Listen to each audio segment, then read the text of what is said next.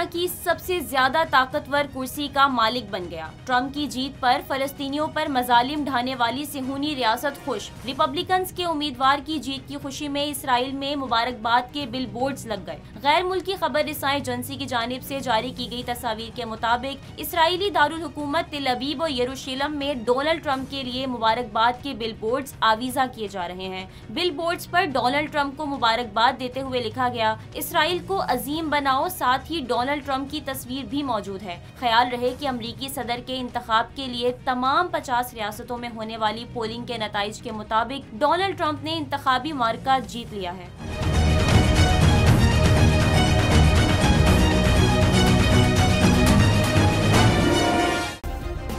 Subscribe करें और bell दबाएं ताकि कोई खबर रह न जाए।